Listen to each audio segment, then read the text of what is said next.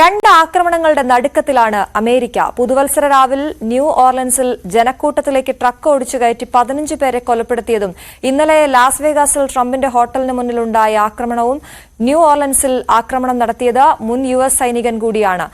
കുടുംബത്തെ ഒന്നാകെ ഇല്ലാതാക്കി ISൽ ചേരാനായിരുന്നു ഇയാളുടെ പദ്ധതി. ലാസ് വേഗാസിലെ ഹോട്ടലിന് മുന്നിൽ നടന്ന ആക്രമണത്തിൽ തീവ്രവാദിയെ വധിച്ചിരുന്നു. ന്യൂസ് 18 കേരളം അമേരിക്കൻ പ്രതിനിധി ഡോക്ടർ സജിമോൻ ആന്റണി നമുക്കൊപ്പം ചേരുകയാണ്. Doctor Sajimon Antony, good morning. ഈ രണ്ട് ആക്രമണങ്ങളും പുതുവർഷത്തിൽ നടക്കുമ്പോൾ അമേരിക്ക ഇതിനെ എങ്ങനെയാണ് കാണുന്നത്? ഇതിന് പിന്നിൽ ആരാണെന്നാണ് മനസ്സിലാക്കുന്നത്?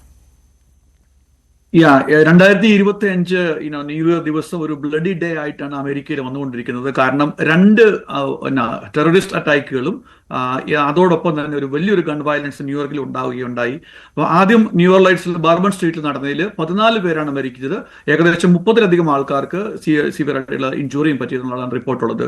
ഇത് ഒരു ടെക്സസ് ഉള്ളിലുള്ള ഒരു ഒറിജിൻ, ഇദ്ദേഹത്തിന്റെ ഒറിജിൻ പാകിസ്ഥാനാണ്, എന്നാൽ അമേരിക്കയിൽ ബോൺ ആൻഡ് ബോട്ട് ഓഫ് ആണ്, ടെക്സസിലാണ് ഒറിജിനൽ. ഒരു ആർമി വെറ്ററൻ ആയിരുന്നു എന്നുള്ളതാണ് വലിയൊരു പ്രത്യേകത. 2008 മുതൽ 2015 വരെ അദ്ദേഹം US ആർമിയിൽ വർക്ക് ചെയ്തതാണ്. അതിനുശേഷം 2020 വരെ ആക്റ്റീവ് ഡ്യൂട്ടിയിൽ ഉണ്ടായിരുന്നു. 2020 ശേഷമാണ് അദ്ദേഹം റിയൽ എസ്റ്റേറ്റ് മേഖലയിലേക്ക് ജോലി മാറുകയാണ് ഉണ്ടായതാണ് അറിയാൻ കഴിഞ്ഞത്. 2 തവണ ഡൈവേഴ്സ് ചെയ്തതാണ്. എന്നാൽ അദ്ദേഹത്തെ അറിയാവുന്ന ആൾക്കാർ പറയുന്നത് വളരെയധികം നല്ല വെൽ മാനേഡ് ആയിട്ടുള്ള ബിഹേവിയർ ആയിരുന്നു എന്നാണ് ചിലർ പറയുന്നത്. എന്നാൽ 2021 2022 ആ ഒരു കാലഘട്ടത്തിൽ, കോവിഡ് കാലഘട്ടത്താണ് ഇദ്ദേഹം ISISന്റെ ഒരു ഏജന്റായി മാറുകയും ചെയ്തത് എന്നാണ് മനസ്സിലാക്കാൻ കഴിയുന്നത്. ഇതിനു മുമ്പ് ഇദ്ദേഹം സ്വന്തം ഫാമിലിയെ തന്നെ എല്ലാവരെയും കൊല്ലേണ്ട അങ്ങനെ ഒരു സാഹചര്യത്തിലേക്ക് വരികയുണ്ടായി എന്നാണ് അറിയാൻ കഴിയുന്നത്.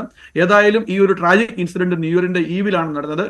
ന്യൂ ഓർലൈൻസിന്റെ ബർബോൺ സ്ട്രീറ്റിലാണ് ഇത് നടന്നത്. ഏകദേശം 100 കണക്കിന് 1000 ആൾക്കാർ ന്യൂ ഇയർ സെലിബ്രേറ്റ് ചെയ്തുകൊണ്ട് ആ സമയത്ത് ആ സ്ട്രീറ്റിലുണ്ടായിരുന്നു. അവിടേക്ക് ഒരു Ford F-150 ട്രക്ക്, ഒരു മിനി ട്രക്ക് ഓടിച്ചു കയറ്റി ആണ് ആൾക്കാരെ കൊല്ലാൻ ശ്രമിച്ചത്. വേറൊരു പ്രത്യേകത, ഈ അറ്റാക്ക് വെൽ പ്ലാൻഡ് ആയിരുന്നു എന്നുള്ളതാണ്. കാരണം ഈ ഒരു അറ്റാക്ക് ട്രക്ക് ഓടിച്ചാൽ ട്രക്ക് ഇടിപ്പിച്ച് കൊല്ലുന്നില്ല മാത്രമല്ല, എന്നാൽ അതിനുശേഷം ഈ ട്രക്കിനകത്ത് മറ്റ് LED ഡിറ്റനേറ്റേഴ്സും റിമോട്ട് കൺട്രോളുകളൊക്കെ ഉണ്ടായിരുന്നു.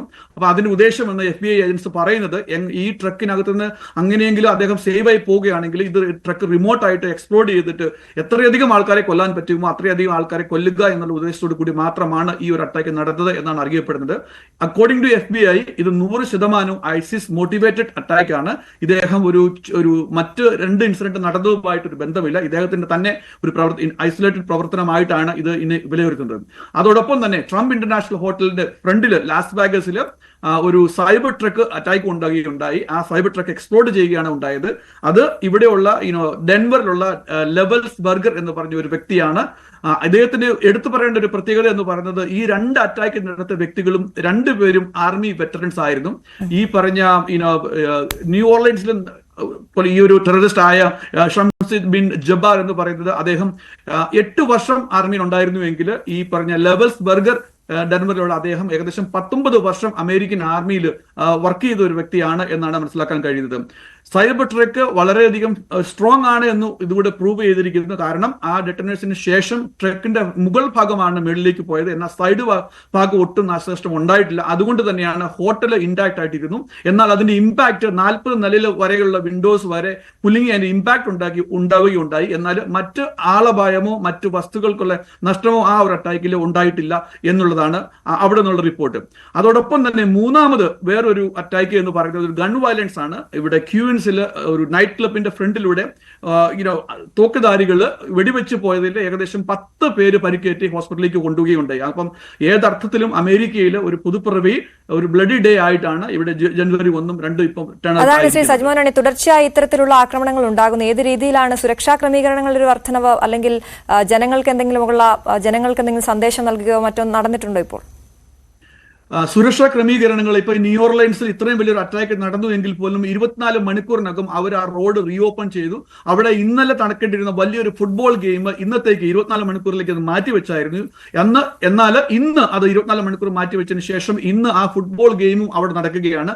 ആ ഫുട്ബോൾ ഗെയിം കാണാൻ വേണ്ടിയിട്ട് ഏകദേശം ലക്ഷക്കണക്കിന് ആൾക്കാർ അവിടെ ഒത്തുചേർന്നായിട്ടാണ് നമുക്ക് അറിയാൻ കഴിയുന്നത്. അപ്പം സുരക്ഷയുടെ ക്രമീകരണത്തിന് പാളിച്ച എവിടെയോ പറ്റിയോ എന്ന് വെച്ചാൽ പറ്റിയിട്ടുണ്ട്. എന്നാൽ അതൊരു പൂർവാധികം ശക്തി പ്രാപിച്ചുകൊണ്ട് തന്നെ മുന്നേക്ക് പോകുക എന്നുള്ളൊരു ധീരമായ തീരുമാനത്തിലാണ് FBI-യും മറ്റ് ലോ എൻഫോഴ്സ്മെന്റ് ഏജൻസികളും പൊക്കോണ്ടിരിക്കുന്നത് എന്നുള്ളതാണ് ഇവിടെ നമുക്ക് പറയാനുള്ളത്.